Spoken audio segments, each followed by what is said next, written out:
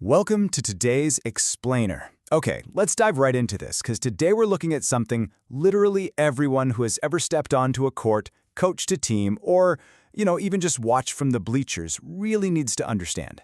We're going to analyze the hidden psychological lessons taking place in every single volleyball practice. We're looking at the invisible curriculum of performance. It's a mystery that drives coaches and athletes absolutely crazy. I mean, you've been there, right? Your team is running crisp, perfect drills all week in the gym. The energy is super high, passes are on point, blocks are solid, everything looks productive. But then, match day arrives. And suddenly, under those bright lights, players just stop communicating. They rush after mistakes. They avoid taking any risks whatsoever. And the team's energy just completely collapses after a couple of bad points. As coaches and parents, it is so tempting to just look at the court, throw your hands up, and wonder, what on earth just happened to our team? Well, the uncomfortable truth here is that nothing new actually happened on that court. Nothing at all. The team simply played the exact way they had been practicing all along. And I don't just mean physically, but mentally, emotionally, and relationally. The match didn't invent those poor habits under pressure. It simply revealed them. The cracks were always there, kind of just waiting for the pressure of a real match to break them wide open. Section 1. Nothing is neutral. The core philosophy of practice. Think about it like this. Every single drill, every quick water break, and every passing interaction in the gym is actively shaping the underlying habits of an athlete's attention and connection. Every repetition is teaching something. And yes, obviously, physical skills like serving, passing, blocking, and your defensive rotations absolutely matter. You got to put in the reps. But while you're running a passing drill, your athletes are also learning how to direct their focus. They're constantly absorbing the quieter lessons. They are learning how to manage an emotion like frustration, how to communicate under stress, and how to interpret their own mistakes, even when literally no one is explicitly talking about those things. Section 2. The silent repetitions. What are we really practicing?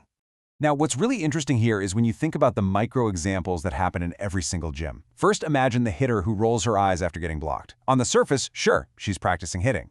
But underneath, she is actively practicing frustration. Next, consider the setter, who automatically apologizes after every single imperfect set. She's not just running an offense, she is rehearsing self-doubt. And finally, think of the libero, who gets quiet and stops communicating after a bad passing error. That libero is, maybe completely unintentionally, practicing withdrawal. You see, the nervous system learns whatever gets repeated, whether we actually intended to teach that specific lesson or not.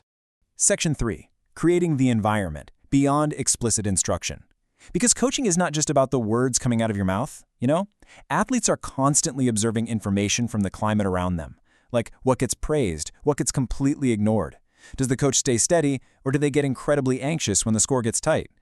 Team culture isn't built by grand, cinematic locker room speeches. It's built by repetition and by the environment you tolerate every single day.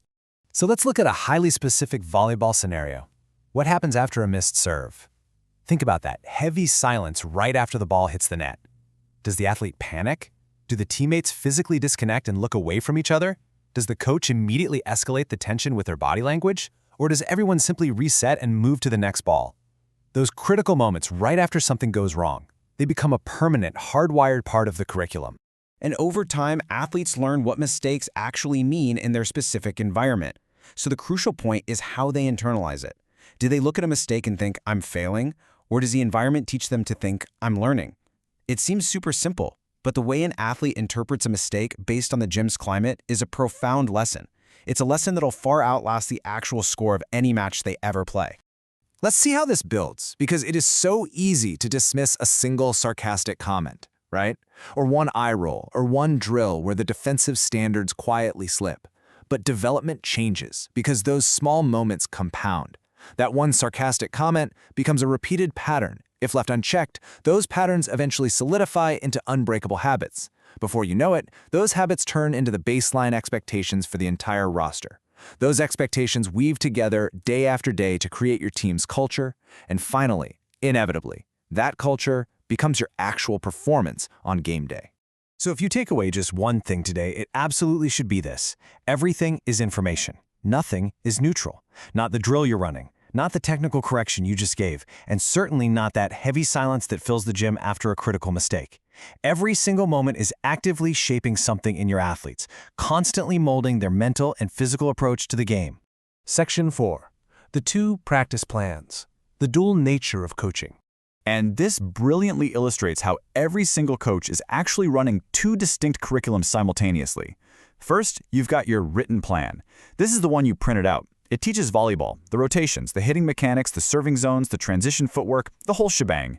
But running right alongside it is the invisible plan. This plan teaches how to respond to pressure, how to treat teammates, how to receive tough feedback, and how to emotionally recover from a deficit. Your athletes are learning from both of these plans every single day you step into the gym, whether you consciously intend them to or not. So what does this all mean for us? It means we have to profoundly change the questions we ask ourselves before we blow that whistle. The best coaches, the best leaders, and the most supportive parents, they don't just walk into the gym and ask, "What are we teaching today?" Instead, they look at the entire ecosystem and ask, "What is every part of this environment teaching?" They evaluate the deeper conditions, the silences, the reactions to sudden success, and the reactions to unexpected failure.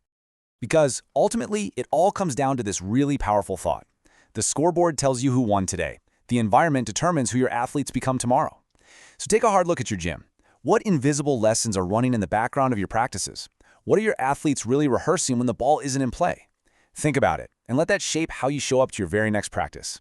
Thanks for learning with me today, and I'll catch you on the next explainer.